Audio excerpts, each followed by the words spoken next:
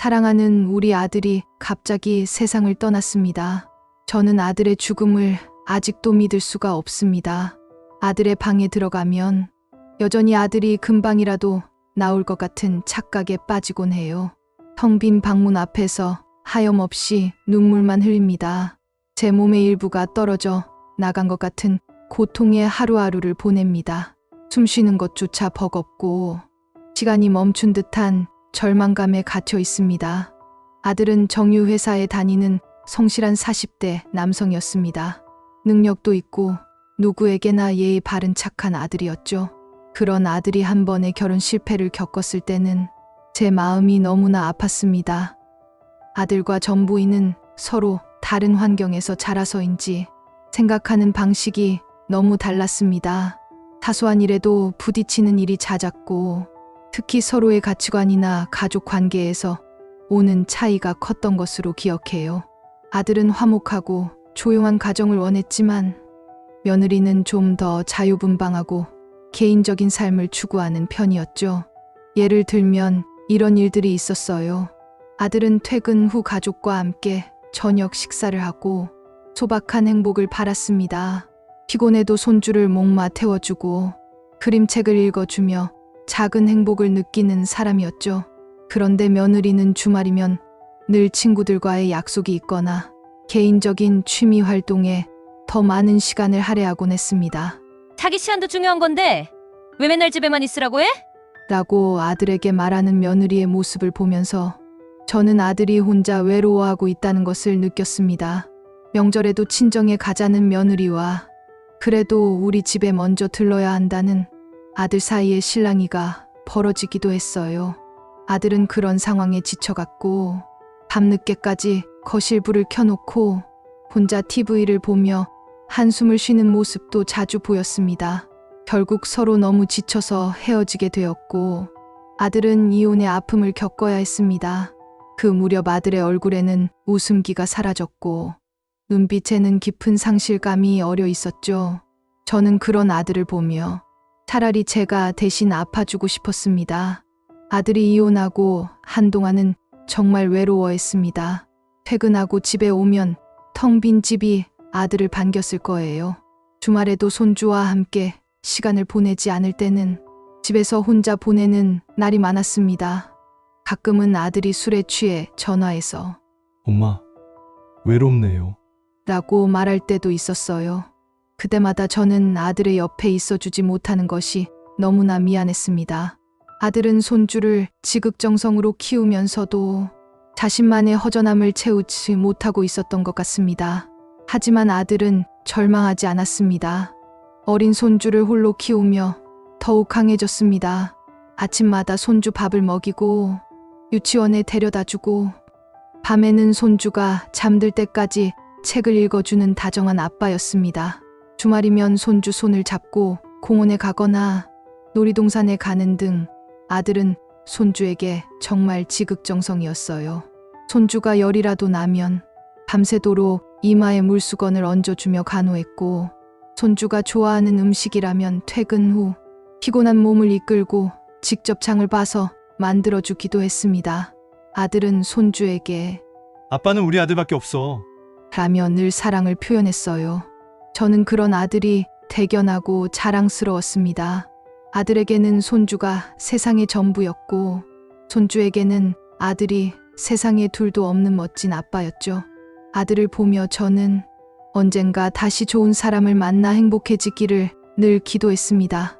그러던 어느 날 아들이 저에게 조심스럽게 이야기를 꺼냈습니다. 겨운 중매 앱인가 뭔가를 통해 또래 여성을 만났다는 이야기였어요. 아들은 오랜만에 설레는 표정을 하고 있었습니다. 얼굴에는 홍조가 돌았고 눈빛은 반짝였습니다. 엄마, 저 요즘 만나는 사람이 있어요. 괜찮은 사람 같아요. 얘기하는 것도 잘 통하고 제 이야기도 잘 들어줘요. 아들의 얼굴에 피어나는 미소를 보며 저는 아들이 새로운 인연을 만나 행복해지기를 진심으로 바랐습니다. 아들은 그 여성이 자신을 부잣집 딸인데 정략 결혼을 피하고 싶다고 소개했다고 저에게 말했습니다. 자기 힘으로 독립하고 싶대요. 대단한 여자 같죠? 엄마? 아들은 그 여자를 진심으로 존경하고 믿는 듯 보였습니다. 그때는 몰랐습니다. 이 만남이 우리 아들을 비극으로 몰고 갈 것이라고는요. 아들의 새로운 시작이 사실은 상상조차 할 수 없는 지옥의 문을 여는 것이었다는 것을요. 제 아들이 그토록 간절히 바라던 행복이 한순간에 와르르 무너질 것이라고는 꿈에도 생각지 못했습니다. 아들이 그 여성을 만난 지 얼마 되지 않아 저는 아들의 표정이 한결 밝아진 것을 느꼈습니다. 밤늦게까지 통화하는 소리도 자주 들렸고 주말에는 거의 늘 그 여자와 데이트를 나갔습니다. 아들은 저에게 그 여성이 부잣집 딸인데 정략 결혼을 피하고 싶어서 독립을 꿈꾸는 사람이라고 소개했어요. 자신의 힘으로 살아가려는 모습이 대단하다며 칭찬을 아끼지 않았습니다. 아들은 그 여자를 진심으로 존경하고 믿는 듯 보였습니다. 아들이 그 여자에게 빠질 수밖에 없었던 이유를 저는 어렴풋이 짐작할 수 있었습니다. 그 여자는 아들이 듣고 싶어 하는 말을 정확히 알고 있었던 것 같아요. 예를 들어 아들이 손주 이야기를 하면 어쩜 그렇게 다정하세요? 아이를 혼자 키우시는 모습이 정말 존경스러워요. 하고 진심으로 감탄하는 모습을 보였다고 합니다. 아들이 이혼 후 겪었던 외로움과 상실감을 어루만져 주듯이 전에 상처받았던 일은 잊고 저랑 새로운 시작을 해요. 라며 다정하게 속삭였을지도 모릅니다. 또 아들이 일 때문에 힘들어할 때면 오빠는 정말 능력 있고 멋진 사람이에요. 나중에 저랑 같이 더 큰일 할 수 있을 거예요. 가며 미래에 대한 희망을 불어넣어 줬다고 했습니다. 아들은 한동안 외로움에 지쳐 있었던 터라 자신을 이렇게까지 이해하고 인정해주는 여성을 만난 것이 꿈만 같았을 거예요. 어느 날 아들이 저에게 해외여행을 간다고 말했습니다. 엄마, 저 해외여행 다녀올게요. 그분이 경비를 다 낸대요. 저는 처음에는 내심 걱정했습니다. 이제 막 만남을 시작한 사람이 해외여행 경비를 모두 부담한다는 것이 조금은 부담스럽게 느껴졌거든요. 하지만 아들은 그 여자가 워낙 능력 있는 사람이라며 괜찮다고 저를 안심시켰습니다. 엄마, 걱정 마세요. 그분은 돈이 많아서 괜찮대요. 오히려 자기가 사고 싶은 것도 많다고 하면서 다 내주더라고요. 아들은 그 여자와 몇 차례 해외여행을 다녀왔다고 했어요. 여행을 다녀온 후 아들은 그녀와의 관계가 더욱 깊어졌다고 말하며 행복해 보였습니다. 저는 아들이 드디어 진정한 행복을 찾은 줄로만 알았습니다. 하지만 행복은 오래가지 않았습니다. 아들이 그 여자와 몇 차례 해외여행을 다녀온 뒤 여성이 돈을 요구하기 시작했다고 했습니다. 처음부터 큰 돈을 요구한 것은 아니었습니다. 아마 아들의 경계심을 풀기 위함이었겠죠. 처음에는 오빠, 제가 정말 좋은 투자처를 찾았는데 소액만 같이 해볼까요? 배당금이 엄청날 거예요. 라며 마치 아들에게도 좋은 기회를 나눠주는 것처럼 이야기했을 겁니다.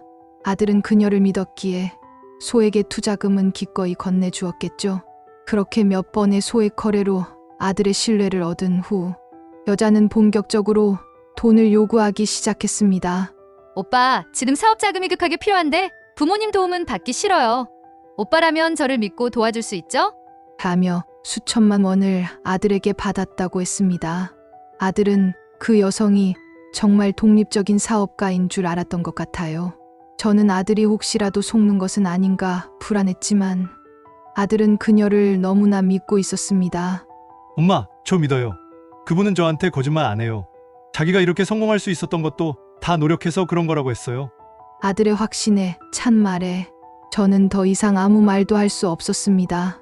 그때라도 제가 아들을 말렸어야 했는데 지금 생각하면 후회스럽기만 합니다. 아들의 눈에는 그 여자의 화려한 배경과 능력이 너무나 크게 비쳤던 것 같습니다. 하지만 이것은 우리 아들의 불행이 시작되는 서막에 불과했습니다. 아들이 그 여성에게 소액의 투자금과 사업 자금을 건네기 시작하자 여자의 요구는 점점 더 노골적이고 대담해졌습니다. 오빠, 부모님이 유산을 받기 위해 돈이 필요하다고 하네요.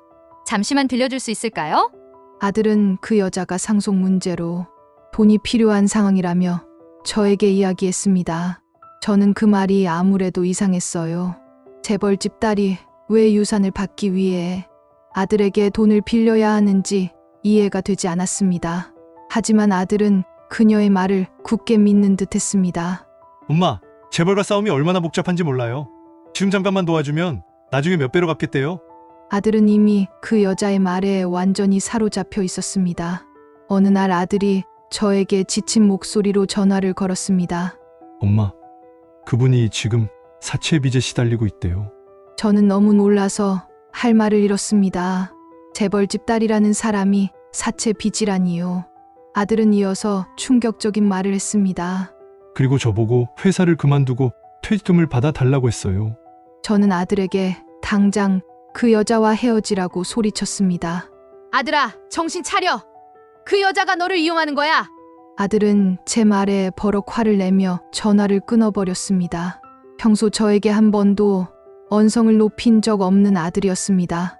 저는 아들이 변해가는 모습에 너무나 큰 충격을 받았습니다. 그 후로 저와 아들 사이의 갈등은 깊어졌습니다. 제가 돈 이야기를 꺼낼 때마다 아들은 예민하게 반응했습니다. 엄마는 왜 그렇게 부정적이에요? 제가 사랑하는 사람인데 왜 자꾸 의심해요? 우리가 결혼할 사이인데 뭐가 문제예요? 아들은 자신이 그 여자를 믿는 만큼 저도 믿어주기를 바라는 것 같았습니다. 제가 아무리 결혼할 사이라고 해도 그렇지. 퇴직금까지 다 주면 너는 나중에 어떻게 살려고 그래? 하고 물으면 아들은 엄마는 그분이 재벌집 딸이라는 걸 왜 자꾸 무시해요? 다 해결될 거예요. 나중에 걱정 안 하게 해줄게요. 라며 자꾸만 문제 상황을 회피하려 했습니다. 아들은 그 여자가 재벌집 딸이라는 사실 하나만으로 모든 문제가 해결될 것이라고 굳게 믿는 듯 보였습니다. 며칠 뒤 아들은 저를 찾아와서는 눈물을 글썽이며 이야기했습니다. 엄마, 제가 결혼을 전제로 만나는 여자를 돕고 싶어요. 저 퇴직금이랑 대출금까지 다 그분한테 주기로 했어요. 저는 아들을 끌어안고 울며 말렸습니다. 안 돼. 아들아, 내 퇴직금은 내 노후 자금이고 그 대출금은 다 빚이야. 그 돈을 왜 그런 여자한테 줘? 하지만 아들은 이미 결심한 듯 했습니다. 엄마, 제가 믿는 사람이에요. 그분은 저한테 평생을 약속했어요. 아들은 자신을 믿어달라고 말하며 굳게 닫힌 마음을 열지 않았습니다. 그 후로 아들의 얼굴은 점점 더 어두워졌습니다. 늘 생기 넘치던 아들의 눈빛은 흐려지고 말수도 부쩍 줄었습니다. 밤늦게까지 잠 못 이루고 거실을 서성이는 아들을 보며 저는 가슴이 찢어지는 듯 했습니다. 아들은 회사에서도 일이 손에 잡히지 않는다고 했고 수시로 휴대폰을 확인하며 불안해했습니다. 치사도 제대로 하지 못해 살은 계속 빠지고 얼굴은 더욱 수척해졌습니다. 잠을 설쳐서 그런지 눈 밑에는 검은 그림자가 짙게 드리워져 있었습니다. 제가 걱정할까 봐 애써 괜찮은 척했지만 아들의 수척해진 얼굴과 깊어진 다크서클은 모든 것을 말해주고 있었습니다. 아들은 점점 더 큰 돈을 그녀에게 건네면서 돌이킬 수 없는 수렁 속으로 깊이 빠져들고 있었습니다. 저는 그저 아들이 불쌍하고 안타까울 뿐 아무것도 해줄 수 있는 것이 없었습니다. 그 여자가 우리 아들을 점점 더 갉아먹고 있다는 것을 직감했지만 속수무책으로 지켜볼 수밖에 없었습니다. 아들의 변화는 저를 더욱 불안하게 만들었습니다. 밥도 제대로 먹지 못하고 잠도 못 자는 아들을 볼 때마다 제 가슴은 미어져 내렸습니다. 아들은 제 앞에서 괜찮은 척했지만 휴대폰만 만지작거리고 한숨을 쉬는 모습에서 저는 아들이 감당하기 힘든 고통을 겪고 있다는 것을 알 수 있었습니다. 그리고 어느 날 아들이 저에게 말했습니다. 그 여성이 받아간 돈이 무려 11억 원이라고요. 아들은 더 이상 돈을 구할 수 없게 되자 결국 그 여자와 헤어졌다고 말했습니다. 11억 원이라니요. 우리 아들의 전 재산, 아니 그 이상이었습니다. 아들의 퇴직금은 물론이고 여기저기서 빌린 대출금까지 모두 그 여자에게 건네졌다는 사실에 저는 다리가 풀려 주저앉았습니다. 아들이 그토록 성실하게 모았던 돈, 손주와 함께 미래를 꿈꾸며 아껴왔던 모든 것이 한순간에 사라져 버렸다는 사실이 믿기지 않았습니다. 세상이 통째로 무너지는 기분이었습니다. 아들은 그 여자와 헤어지고 나서 극심한 고통에 시달렸습니다. 밤낮으로 술을 마셨고 밥을 먹으려 하지 않았습니다. 엄마, 제가 너무 바보 같았어요. 어떻게 그럴 수가 있죠? 제가 평생 모은 돈인데. 아들은 후회와 자책감에 시달리며 벽을 보고 혼잣말을 하기도 했습니다. 거울에 비친 자신의 모습을 보며 헛웃음을 짓기도 했어요. 눈은 퀭하게 들어가고 몸은 뼈만 남은 듯 수척해졌습니다. 저는 아들을 끌어안고 울며 모든 게 괜찮아질 거라고 속삭였지만 저 역시 앞이 캄캄했습니다. 아들의 심장은 산산조각 난 것처럼 보였습니다. 아들은 저에게 그 여자와의 관계에 대해 자세히 말해주려 하지 않았습니다. 그저 모든 게 힘들어요. 엄마, 숨 쉬는 것도 힘들어요. 제가 살아있는 게 죄 같아요. 라고만 했습니다. 아들은 밤에 잠을 자다가도 식은땀을 흘리며 깨어나고 악몽에 시달리는 듯 괴로운 신음소리를 내기도 했습니다. 저는 아들이 얼마나 큰 상처를 받았는지, 얼마나 깊은 절망감에 빠져 있는지 온몸으로 느낄 수 있었습니다. 아들의 눈빛에는 생기가 완전히 사라졌고 마치 영혼이 빠져나간 사람 같았습니다. 저는 아들을 살려야 한다는 생각뿐이었습니다. 어떻게든 아들을 위로하고 다시 일어설 힘을 주고 싶었습니다. 하지만 저는 아들이 겪고 있는 고통의 깊이를 감히 헤아릴 수 없었습니다. 아들이 그렇게 힘들어하는 동안 저는 그 여자가 어떤 사람인지, 아들에게 정확히 무슨 짓을 했는지 제대로 알지 못했습니다. 이 모든 불행이 어디서 시작되었는지조차 제대로 파악하지 못하고 아들의 고통을 그저 지켜볼 수밖에 없었습니다. 아들의 고통이 저에게 그대로 전해지는 듯했습니다. 그렇게 아들은 점점 더 나락으로 떨어지고 있었습니다. 그의 영혼이 서서히 죽어가는 것 같아 저는 하루하루가 지옥 같았습니다. 아들이 그 여자와 헤어진 후 그의 상태는 날이 갈수록 나빠졌습니다. 그는 마치 제 몸의 모든 에너지를 잃어버린 사람 같았습니다.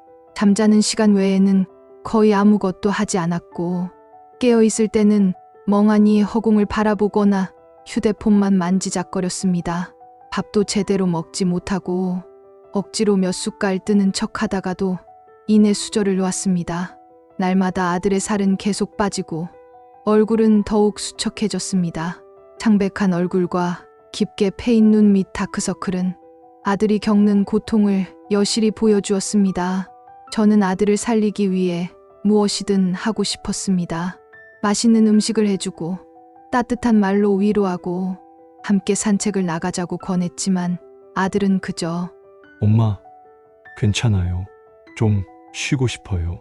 라는 말만 반복할 뿐이었습니다. 저는 아들이 깊은 우울감에 빠져 있다는 것을 직감했습니다. 병원에 가보자고 수없이 권했지만 아들은 엄마, 저 괜찮아요. 그냥 좀 피곤해서 그래요. 라며 고집을 꺾지 않았습니다. 저는 혹시라도 아들에게 더 큰 부담을 줄까봐 더 이상 강권하지 못했습니다.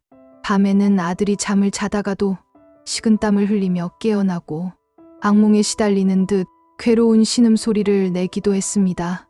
가끔은 내가 뭘 잘못했다고? 하고 울부짖는 소리에 놀라 아들의 방으로 달려가면 아들은 온몸을 떨며 침대에 웅크리고 있었습니다. 저는 아들을 끌어안고 다독였지만 아들의 떨림은 쉽게 멈추지 않았습니다. 아들은 더 이상 회사에도 제대로 나가지 못했습니다. 간혹 출근을 한다고 해도 곧 조퇴를 하거나 결근하는 일이 잦아졌습니다. 저는 아들의 상사에게 연락해 아들의 상황을 설명하고 이해를 구했습니다. 그렇게 아들이 힘겨운 날들을 보내던 어느 날이었습니다. 저는 아침에 손주를 유치원에 데려다 주고 집으로 돌아왔는데 아들 방문이 닫혀 있었습니다. 평소 같으면 벌써 일어났을 시간인데 너무 조용했습니다. 이상한 예감의 문을 열자 저는 그 자리에서 털썩 주저앉았습니다. 믿을 수 없는 광경이 제 눈앞에 펼쳐져 있었습니다. 사랑하는 우리 아들이 싸늘한 시신으로 변해 있었습니다. 아들의 손에는 유서 한 장이 쥐어져 있었고 그것을 통해 아들이 스스로 극단적인 선택을 했다는 것을 알게 되었습니다. 저는 아들의 이름을 부르며 울부짖었지만 아들은 아무런 대답도 없었습니다. 아들이 떠나고 나서야 저는 그 여자와의 모든 진실을 알게 되었습니다. 아들이 왜 그렇게 힘들어했는지, 왜 그런 선택을 할 수밖에 없었는지, 아들은 그 여자에게 11억 원이라는 막대한 돈을 잃고 자신의 모든 것을 잃었다는 절망감에 결국 극단적인 선택을 한 것이었습니다. 남겨진 저와 어린 손주, 아들의 빈자리는 너무나도 컸습니다. 저는 그 자리에서 아들의 이름을 부르며 통곡했습니다. 제 아들이 그토록 잔인하게 죽음을 맞이했다는 사실을 도저히 받아들일 수 없었습니다. 아들을 잃은 슬픔과 아들을 죽음으로 몰아넣은 그 여자에 대한 분노가 제 온몸을 집어삼켰습니다. 아들이 떠난 후 저는 제정신이 아니었습니다. 멍하니 앉아 아들의 사진을 보고 또 보았습니다.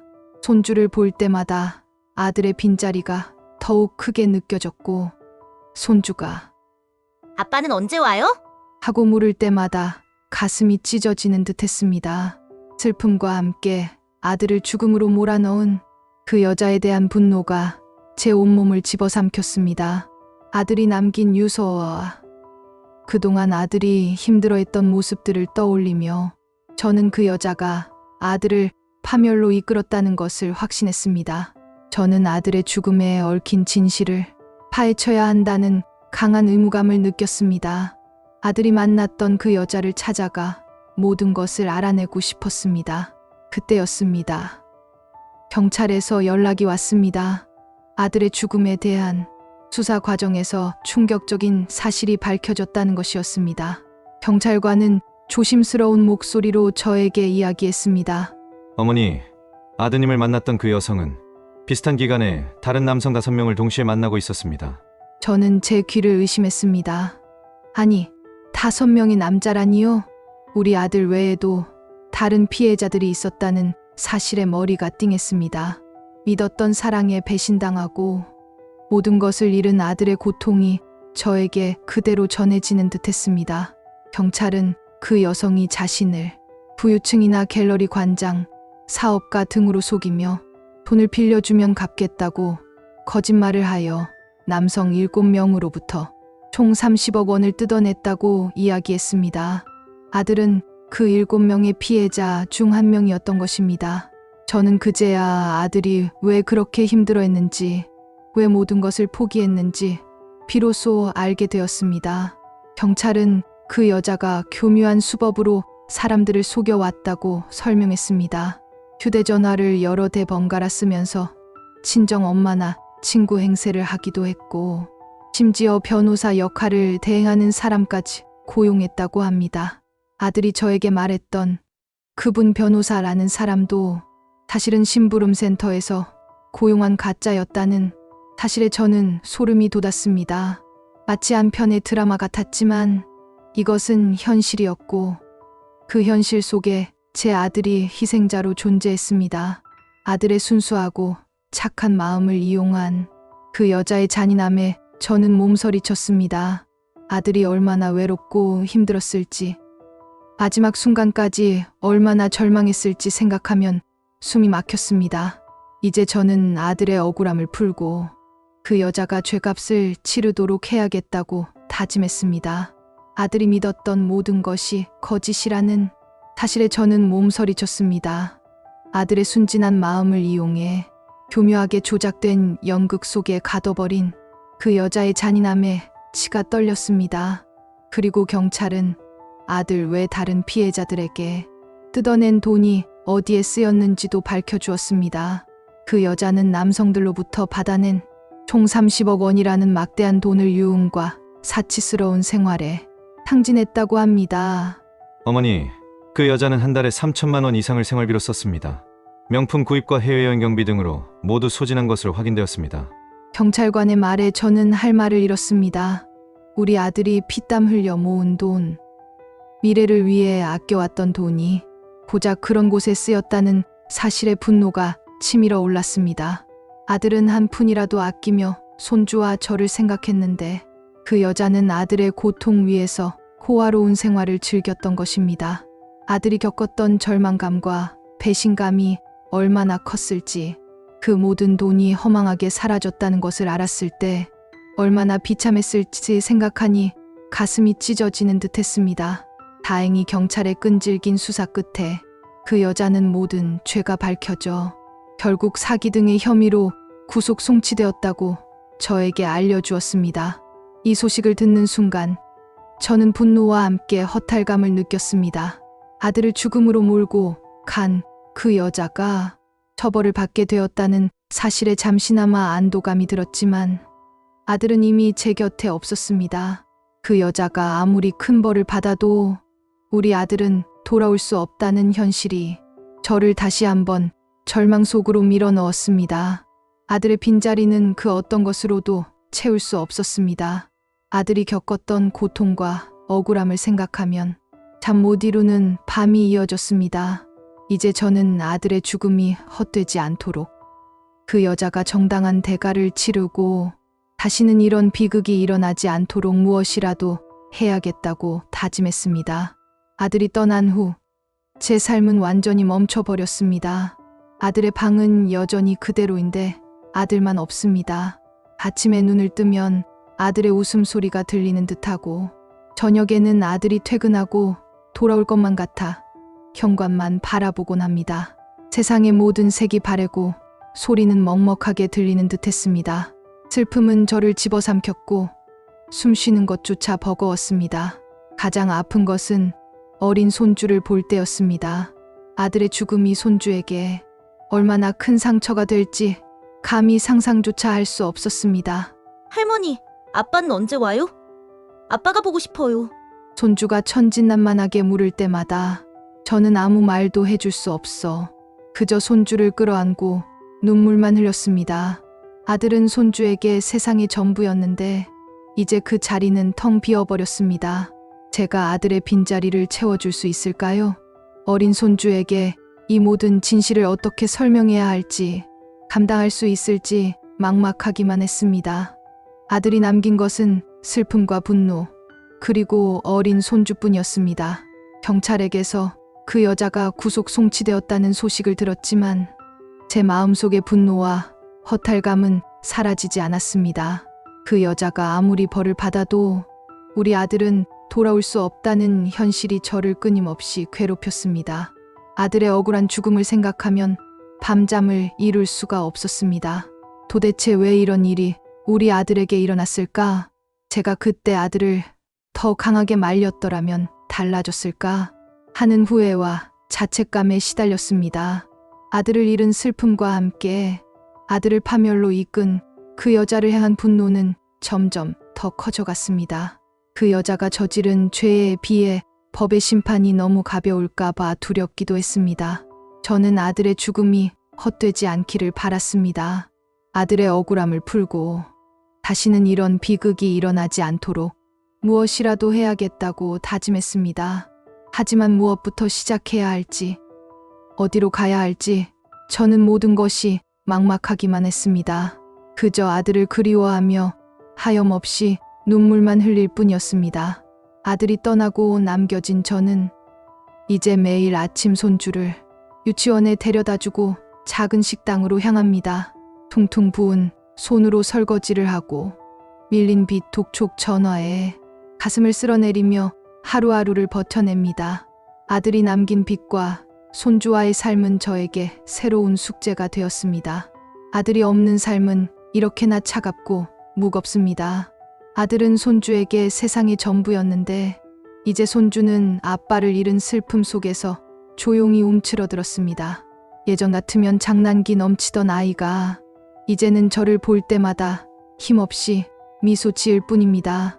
손주가 곤히 잠든 얼굴을 쓰다듬을 때면 아들을 향한 사무치는 그리움과 함께 이 작은 아이에게 제가 어떤 미래를 줄 수 있을까 하는 막막함에 눈물이 흐릅니다. 아들의 빈자리를 제가 과연 채워줄 수 있을까요? 그 여자가 경찰에 구속 송치되었다는 소식은 들었지만 그것이 제 아들을 돌려주지는 못했습니다. 그녀가 법의 심판을 받는다고 해도 우리 아들이 겪었던 고통과 억울함, 그리고 저와 손주가 짊어져야 할 아픔은 사라지지 않습니다. 아들의 소중한 삶과 재산이 한순간에 사라진 이 현실 앞에서 저는 법의 정의가 과연 무엇인지, 무엇으로 아들의 억울함을 달랠 수 있을지 끝없이 되묻습니다. 이 모든 비극은 대체 왜 일어났을까요?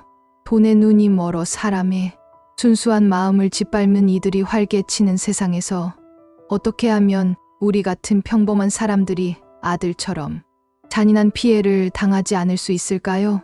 외로움에 지친 사람들의 마음을 파고들어 평생을 짓밟는 이런 사기 행각이 다시는 반복되지 않도록 우리 사회는 무엇을 해야 할까요? 저는 그저 사랑하는 아들을 잃은 평범한 어머니입니다. 이 아픈 이야기를 글로 남기면서 저는 간절히 묻고 싶습니다. 저는 이제 어떻게 해야 할까요?